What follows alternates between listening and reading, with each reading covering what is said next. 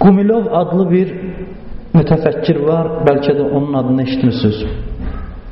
Passionarlıq haqqında nəzəriyyəyə malikdir o. O belə bir termin gətirib, passionarlıq termini. Passionarlığa belə tərif verir. Deyir ki, insanların daxilində hər hansı bir illüzor məqsəd üçün, yəni reallaşması bəzən mümkün olmayan illüzor bir məqsəd üçün daxilində bir meyllənmə var. O meyllənmənin adına passionarlıq deyir. Sonra misal gətirir. Deyir, məsələn, Makedoniyalı İskəndər. O özü Makedoniyanın hakimi idi, şah idi, çar idi. Sarayı, əyləncəsi, eyş-işrəti hamısı öz yerində, hakimiyyəti, qüdrəti.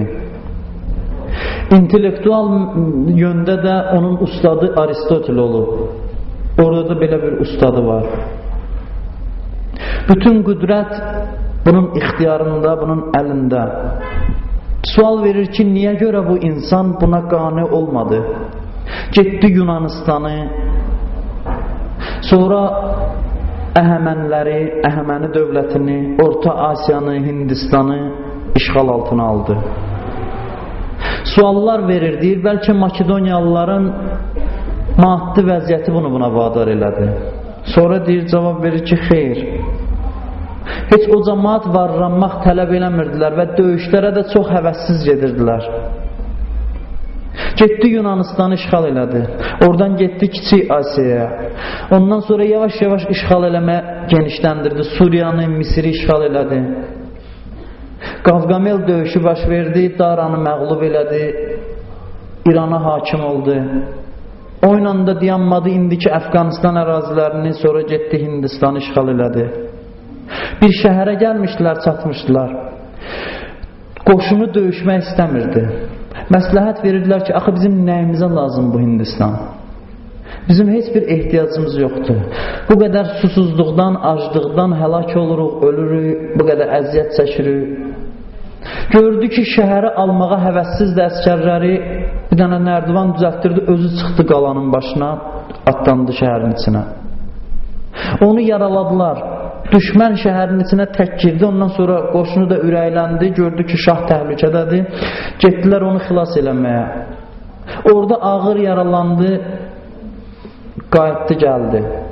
Gəldi, elə yaranın təsirindən də Babilistanda bir müddət yaşadı, ondan sonra dünyasını dəyişdi. Bunların hamısını siz bilirsiniz, bu tarixdir. Amma sual verir ki, yaxşı, bunlar hamısı nə üçün idi? Qüdrət var, sərvət var, hakimiyyət var. Ona lazım olmayan şeylər idi. Ondan sonra cavab verirdi, bu his ki, bunu vadar elədi o işlərə, onun adına passionarlıq demək olar. İslam da buna izah verir. İslam buyurur ki, hər bir insan yaranan gündən, dünyaya gəldiyi gündən içində bir mütləq kamala doğru hərəkət var, meyil var. İnsanlar fitrətən kamil bir varlığa tərəf meyillənirlər. Bəzən ünvanı səhv salıb başqa istiqamətə gedirlər. Ona görə qane ola bilmirlər ki, onlar kamal mütləq olan kamala doğru getməlidirlər. Elə bilirlər ki, filan şəhəri tutmaqla sakitləşəcək. Görür ki, yox. O istək içərdə var, o sakitləşmir. Bir dənə də şəhər tutur, bir dənə də ölkə tutur.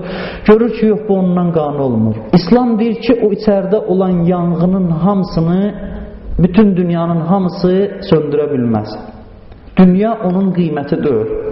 İçərdə olan istək dünya ilə təmin ola bilməz.